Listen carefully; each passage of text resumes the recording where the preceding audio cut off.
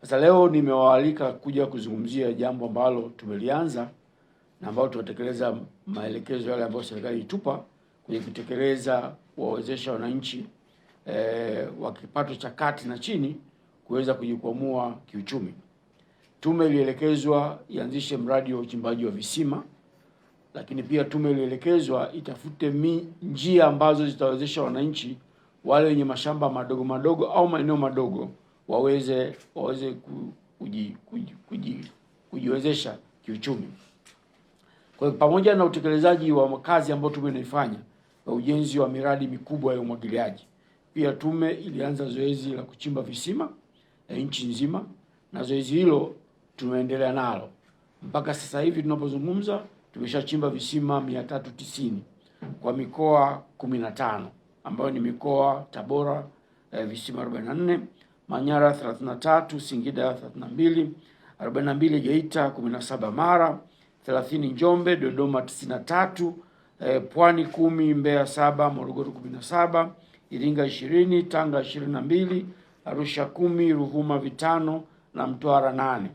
Tuna mikoa ambayo imebakia, mikoa kama 10 ambayo tutaendelea kufanya zoezi hilo baadaye. Malengo ambayo tulikuwa tumepewa na serikali kwa mwaka uliopita wa fedha ilikuwa ni visima 1064.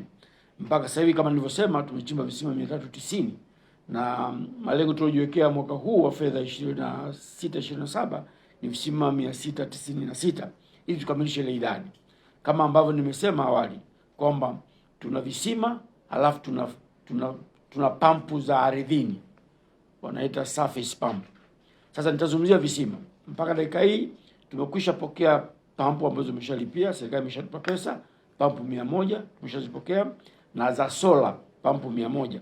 Lakini pia zile pampu za ardhini 1000 tumeshazipokea, ambazo pampu hizo tumezigawa kwenye mikoa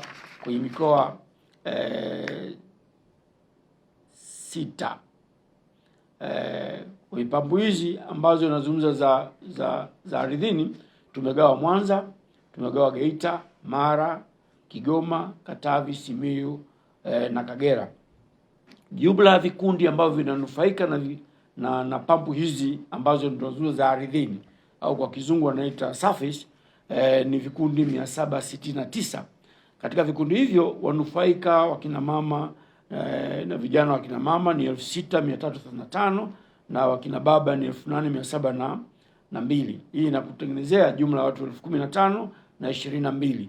Hawa ni ambao walikuwa wanalima lakini kutokuwa na uhakika wa kuvuna kwa sababu walikuwa wanasubiri mvua.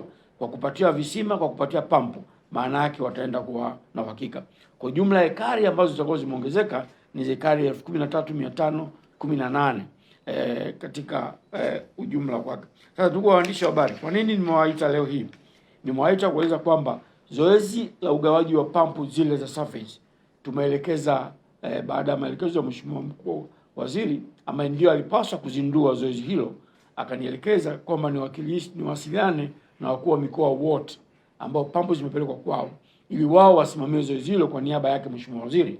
Kwa hiyo zoezi tumeshalifanya. Kwa hiyo wakuu wa mikoa kwa mataratibu zao ndani ya mikoa watazigawa hizi pampu kwenye maeneo hayo na kwa wanufaika ambao tumewataja. Sasa nini tunaendelea mbele? Tunatarajia kupata pampu zingine 1000 za jua, wanaita solar pump, ambazo nazo hizi za ardhini, tunazungumza ni solar pumps.